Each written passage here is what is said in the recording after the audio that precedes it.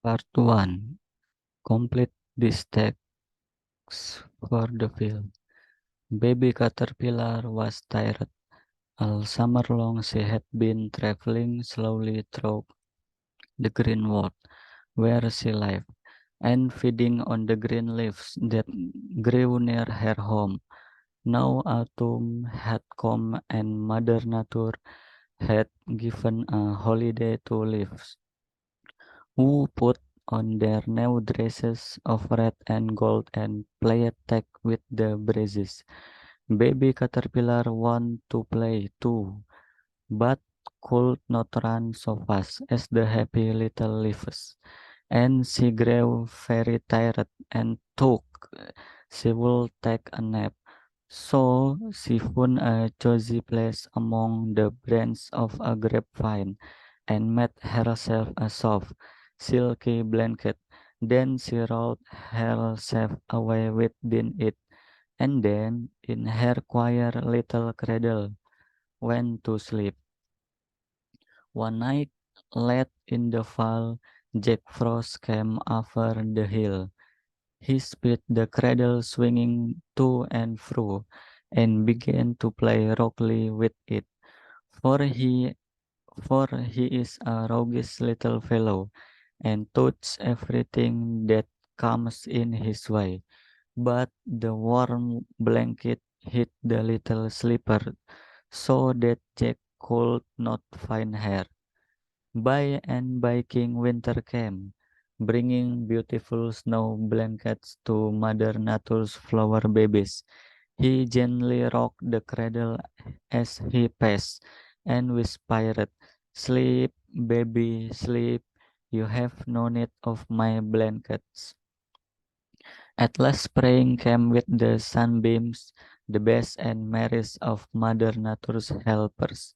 They awoke the flowers from their long winter nap, and called the birds and the brooks to begin their songs.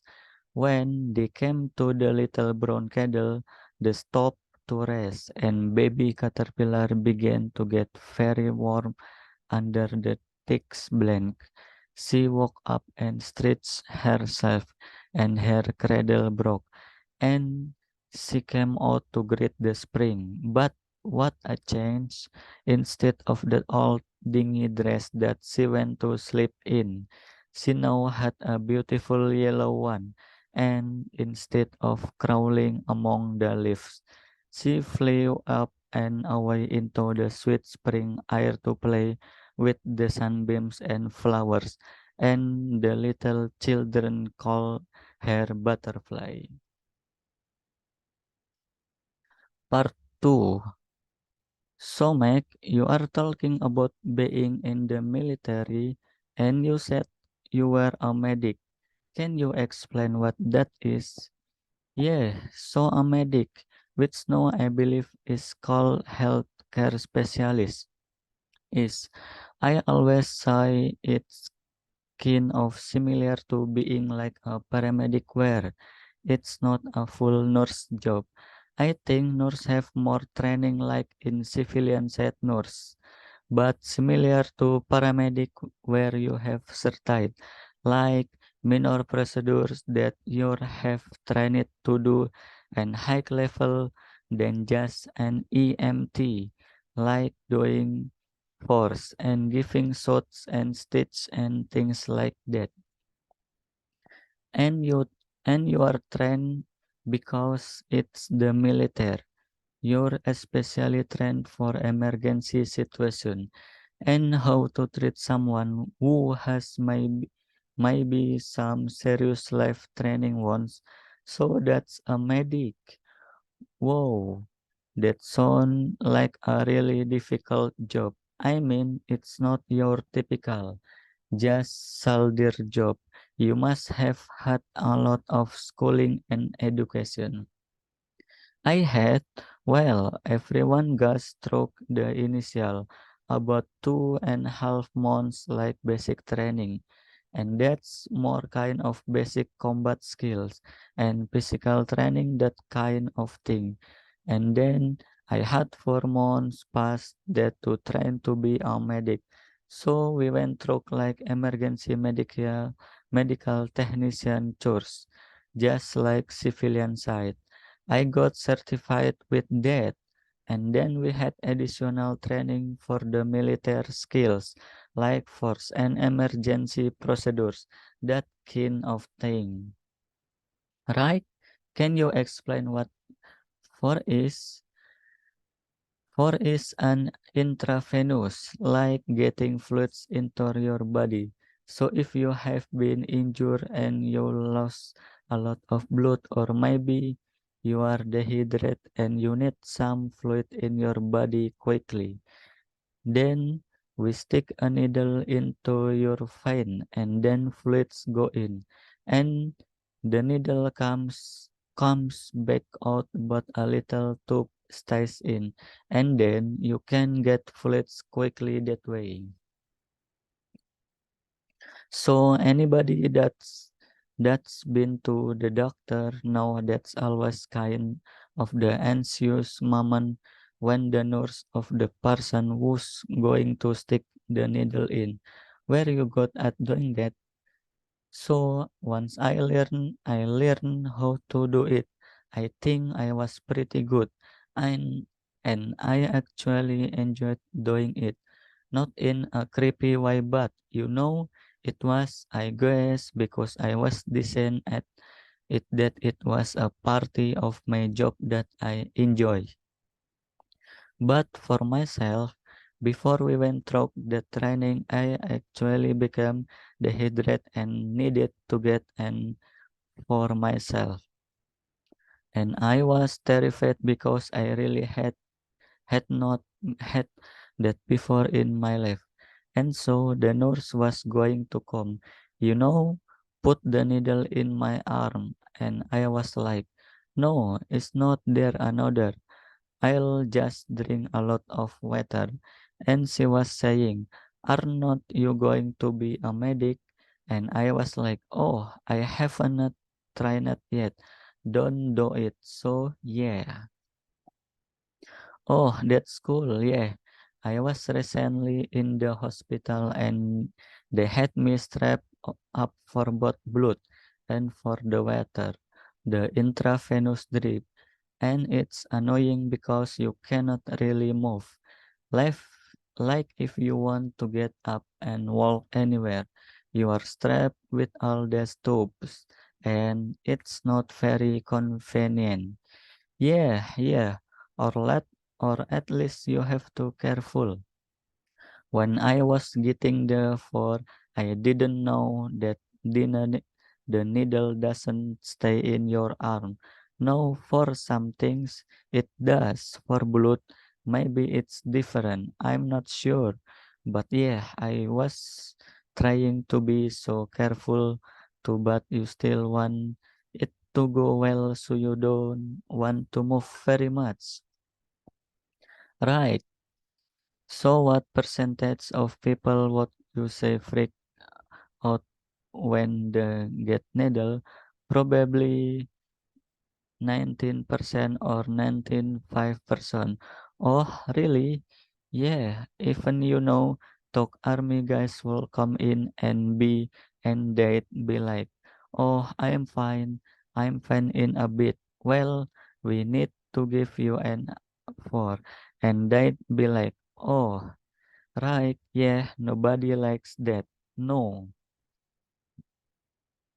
So you transitioned, you are in the medical profession and you move to education. Why did you leave the medical profession on for education? Yeah, that's interesting because I became a medic in the military because I took after when I could continue college that I would be a nurse or a doctor. But my time serving as a medic helped me learn that was not what I wanted to do for my career after all. So I definitely am glad that I had those skills and the things that I learned and were able to experience. But I had English had kind of been on the back burn. And so then I said, okay, let me revisit this. And it led to English education. Wow, have you ever thought about being like an English specialist for people in the medical fields like teaching doctor and nurse? I guess I haven't talked about that specifically. Sometimes I talk about going back to military. They do have something like English schools in the military. And so I guess that would be related. Also, it could be, yeah. So that was interesting. Something to think about. Part 3. Okay, Mark, you said that you want to own your own home. That would be nice. Yes. So let's say you could have any home in the world and can make your dream home. Reasonable dream home, right? Okay, what kind of house would you have? Well, I don't normally dream of like an enormous mansion or anything. Just a nice, medium to large size home. I guess almost more importantly for me is to have some land with the house. Like, I don't like neighbor. I wouldn't want my neighbor to be, just 3 feet away from my house.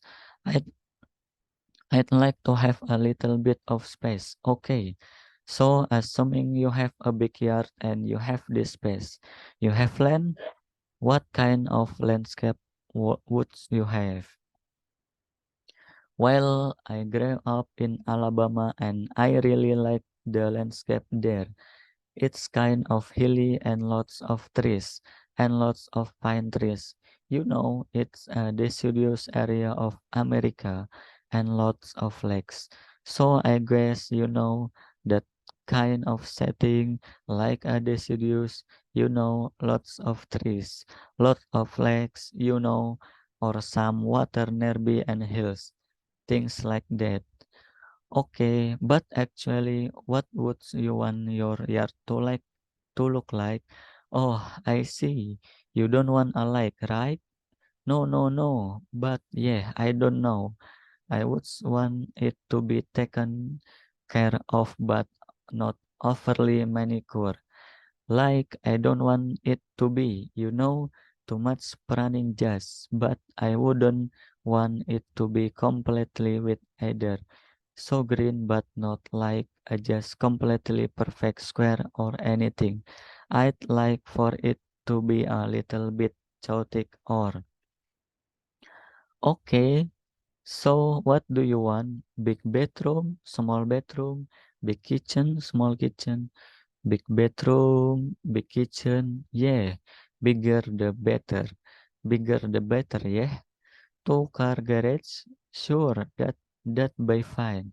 And actually, the way the house is decorated, if I'm married, my wife can decorate most of the house. But I like to have one room. That was my room.